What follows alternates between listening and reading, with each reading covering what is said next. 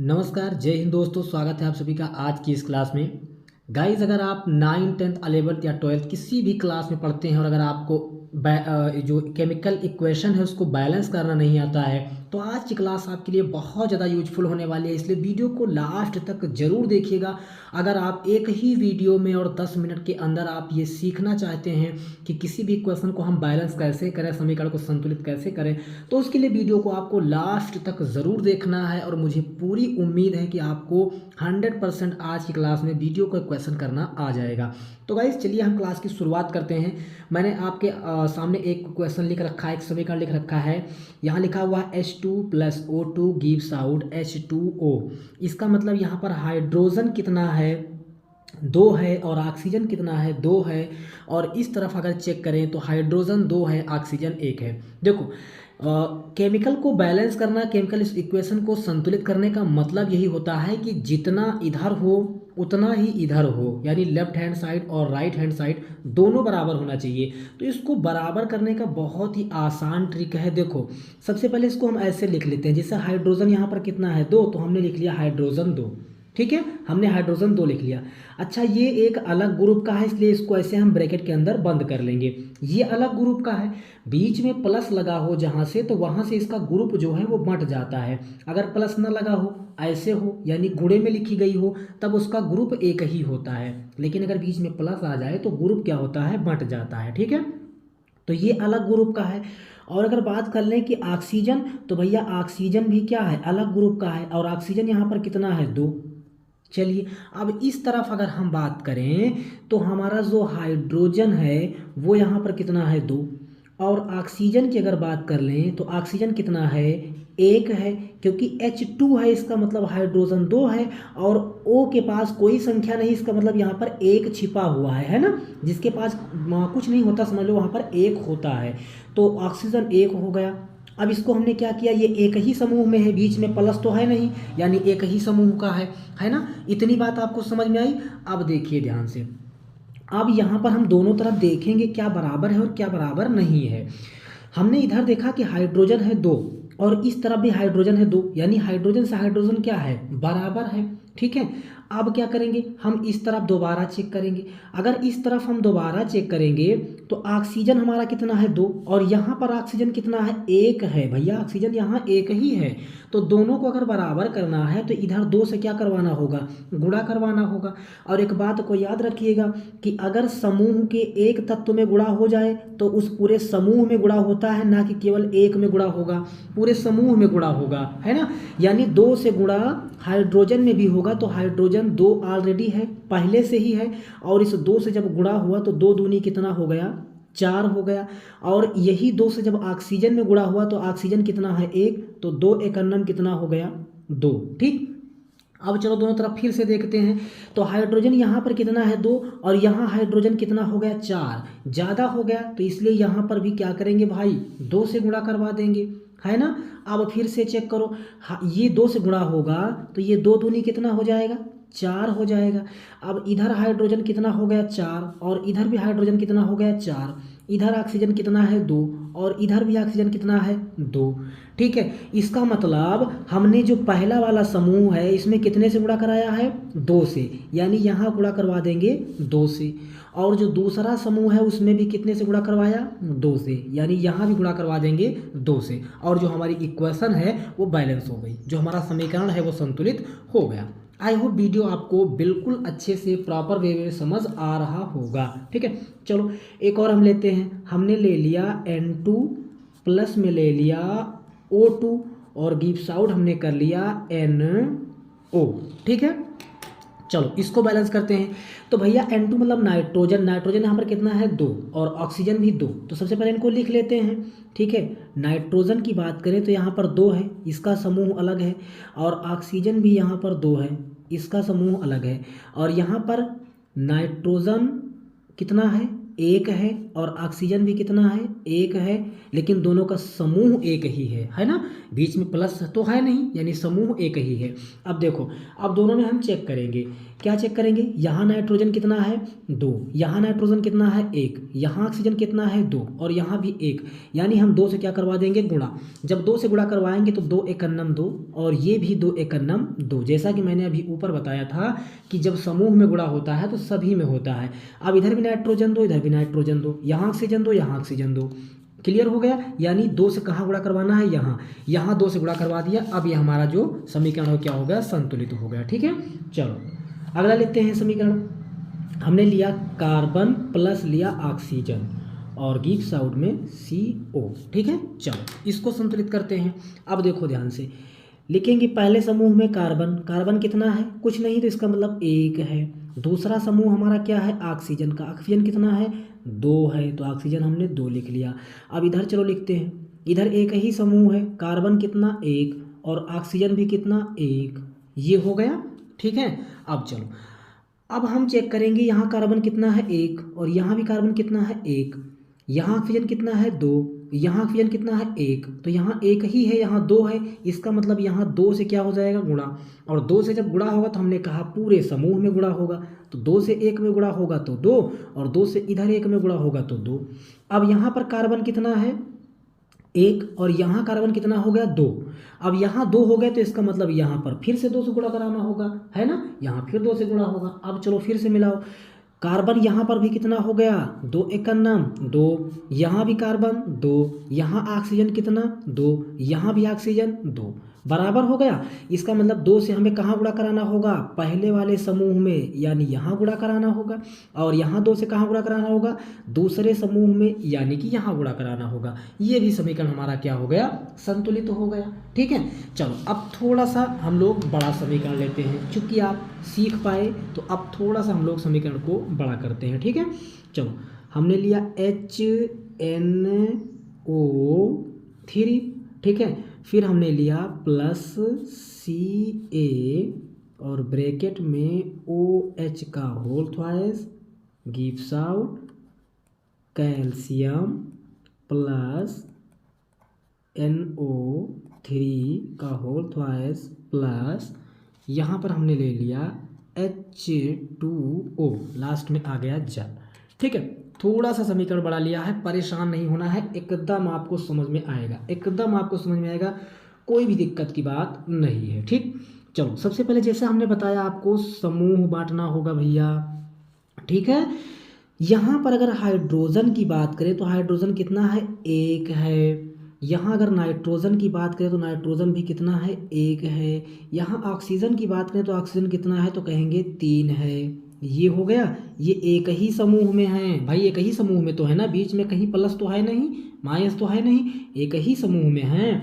चलो अब दूसरा वाला लिखते हैं, ये दूसरा लिखते हैं कैल्शियम। क्या कैल्शियम के बगल कुछ है, नहीं है, इसका मतलब कैल्शियम 1 है। अच्छा, O यानी ऑक्सीजन और H यानी हाइड्रोजन, तो OH का होल ट्वाइस, इसके ब्रैकेट के बाहर देखो 2 लिखा हुआ है, इसका मतलब इस 2 से ऑक्सीजन में भी गुणा होगा, इस 2 से हाइड्रोजन में भी गुणा होगा। ठीक है, तो बात कर लें अगर ऑक्सीजन की तो 2 से O ऑक्सीजन में गुणा होगा तो ऑक्सीजन कितना आ जाएगा 2। ठीक है, और अगर 2 से ही गुणा करवा दे किसमें, हाइड्रोजन में, तो हाइड्रोजन भी कितना आ जाएगा 2। ये ऐसे हमने लिख लिया। ठीक है, अब इसी तरह से आप इनका लिखेंगे, इन दोनों का लिख लिया, अब इनका लिखो। अगर कैल्शियम लिखना है, क्या कैल्शियम के साथ कुछ है, नहीं, यानी कि 1। ठीक है, अच्छा ये कैल्शियम ये प्लस नहीं है भाई, इसी के साथ ये गुणे में है ना, CaNO3 2 है ना, इसी के साथ ये गुणे में है, कैल्शियम 1 हो गया। अच्छा, यहाँ पर अगर हम देख रहे हैं नाइट्रोजन, तो यहाँ पर भी ब्रैकेट से बाहर लिखा हुआ है 2, इसका मतलब इस 2 से ब्रैकेट के अंदर गुणा होगा, और 2 से जब ब्रैकेट के अंदर गुणा होगा तो नाइट्रोजन कितना हो जाएगा, नाइट्रोजन भी हो जाएगा 2। और ऑक्सीजन यहाँ पर ऑलरेडी कितना है 3 है, और इसके भी बाहर 2 लगा हुआ है, इसका मतलब जब 2 से गुणा होगा ऑक्सीजन में तो 2 त्याई कितना हो जाएगा 6, यानी ऑक्सीजन हो गया 6। ये ऐसा हमने लिख लिया। अब इस वाले समूह की अगर बात करें तो यहाँ पर H कितना है, 2 है तो 2 लिख लेंगे। यहाँ पर O कितना है यानी ऑक्सीजन कितना है 1 तो 1 लिख लेंगे। ये तो हमने लिख लिया कि कौन से तत्व का कितना मान है यानी कितने हैं। ठीक है, अब क्या करना होगा, अब चलो हम मिलाते हैं। हाइड्रोजन की बात करें तो यहाँ पर हाइड्रोजन 1 है, यहाँ हाइड्रोजन कितना है 2 है, तो इसका मतलब यहाँ पर 2 से क्या हो जाएगा गुणा। अब जैसा कि हमने आपको बताया कि अगर गुणा होता है तो पूरे समूह में गुणा होता है, और पूरे समूह में गुणा होता है तो इसका मतलब 2 से गुणा 1 में होगा तो 2, 2 से गुणा यहाँ 1 में होगा तो 2, 2 से गुणा यहाँ 3 में होगा तो कितना हो जाएगा 6 हो जाएगा, है ना। चलो अब फिर से मिलाते हैं। हाइड्रोजन कितना है 2, हाइड्रोजन कितना है 2, नाइट्रोजन कितना है 2, ठीक है, और यहाँ पर भी नाइट्रोजन 2। ऑक्सीजन की अगर बात करें, ऑक्सीजन की अगर बात करें तो कितना है 6, और यहाँ पर भी ऑक्सीजन 6। कैल्शियम 1, कैल्शियम 1, यहाँ फिर से ऑक्सीजन आ गया, कितना है ऑक्सीजन 2 है, यहाँ ऑक्सीजन कितना है 1 ही है ना। चाहे आप ऐसे समझो या ऐसे समझो कि यहाँ पर देखो 6 ऑक्सीजन यहाँ पर और 2 ऑक्सीजन यहाँ पर, तो 6 और 2 कितने हो गए 8 ऑक्सीजन। और इस तरफ अगर ऑक्सीजन देखो तो 6 ऑक्सीजन यहाँ पर और 1 ऑक्सीजन यहाँ पर, तो 6 और 1 7 ही हुआ ना, 7 ही तो हुआ। अच्छा, यहाँ 1 से तो गुणा हम करवा नहीं सकते, चूंकि 1 से गुणा कराएंगे तो कोई परिवर्तन नहीं होता है ना। तो इसका मतलब यहाँ कितने से गुणा करा देंगे भैया 2 से। जब 2 से गुणा कराएंगे तो 2 दूनी 4 यानी हाइड्रोजन हो गया 4, और यहाँ 2 एकन्नम कितना हो गया 2 हो गया। चलो फिर से मिलाते हैं। अगर बात करें हाइड्रोजन की तो यहाँ पर 2 हाइड्रोजन है और यहाँ पर 2 हाइड्रोजन है, तो 2 और 2 कितना हो गया 4। और इधर अगर हाइड्रोजन की बात करें तो इधर भी हाइड्रोजन 4। नाइट्रोजन देखेंगे तो यहाँ पर 2 है और यहाँ नाइट्रोजन 2 है, ये भी बैलेंस है। ऑक्सीजन की बात करें तो 6 ऑक्सीजन यहाँ पर, 2 ऑक्सीजन यहाँ पर, तो 6 और 2 कितने हो गए 8। क्योंकि ये एक ही समूह के हैं ना, इस तरफ के हैं, गिब्स आउट के इस तरफ के हैं ना, तो इनको तो आपस में हम जोड़ सकते हैं। ठीक है, तो ये 6 ऑक्सीजन 2 ऑक्सीजन, तो 6 और 2 8 ऑक्सीजन। इस तरफ ऑक्सीजन की बात करें तो 6 ऑक्सीजन 2 ऑक्सीजन, 6 और 2 8 ऑक्सीजन। और इस तरह से अब हमारा ये इक्वेशन जो है क्या हो गया, समीकरण संतुलित हो गया, बराबर हो गया। ठीक है, अब जिसमें गुणा करवाए हो करवा दो, बस खत्म। ठीक है, अब देखो यहाँ पर हमने 2 से गुणा करवाया था, यानी पहले वाले समूह में कितने से गुणा हुआ था 2 से, तो यहाँ 2 कर देंगे। ठीक, और दूसरे समूह में यहाँ पर 2 से गुणा हुआ है, यानी कि यहाँ जल के साथ 2 से गुणा हुआ है, तो यहाँ 2 कर देंगे। बस ये जो हमारा इक्वेशन है ये बैलेंस हो गया, जो समीकरण हमारा है संतुलित हो गया।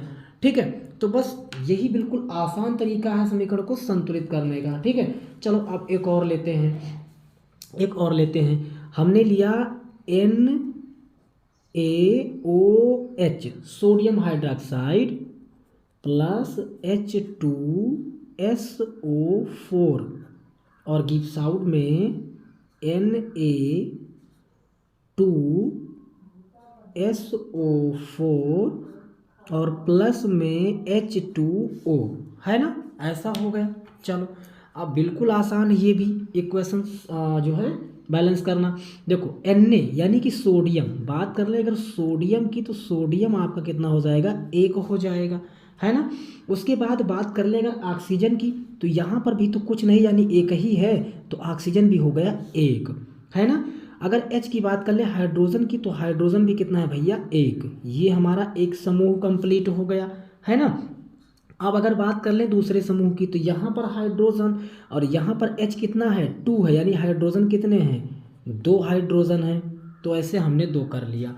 ठीक है, उसके बाद बात करें S यानी सल्फर की, तो सल्फर हमारे पास कितना है, सल्फर भी हमारे पास 1 ही है, तो 1 हमने कर लिया। O4 यानी ऑक्सीजन कितना है 4 है, तो यहाँ पर O को हमने 4 कर लिया, यानी ऑक्सीजन कितने हो गए 4 हो गए। ठीक है, ये बात क्लियर है। अब दूसरी तरफ आ जाओ, इस तरफ अगर हम देखें तो यहाँ पर Na2 यानी जो आपका सोडियम है वो कितना है 2 है, यानी 2 है, सोडियम यहाँ पर कितना है 2 है। अगर बात कर लें सल्फर, तो सल्फर कितना है यहाँ पर 1 है। अगर बात कर लें ऑक्सीजन की, तो O4 यानी ऑक्सीजन कितना है 4 है, ये हो गया। ठीक है, उसके बाद में आपका पीछे बच रहा है H2O यानी जल बच रहा है। तो H यानी हाइड्रोजन, हाइड्रोजन कितना है 2 लगा है यानी कि 2 है। O कितना है यानी ऑक्सीजन कितना है कुछ नहीं यानी कि 1 है। ये हो गया, ठीक है। अब दोनों तरफ हम देखते हैं, इधर सोडियम कितना है तो इधर सोडियम है 1 और इधर सोडियम कितना है 2।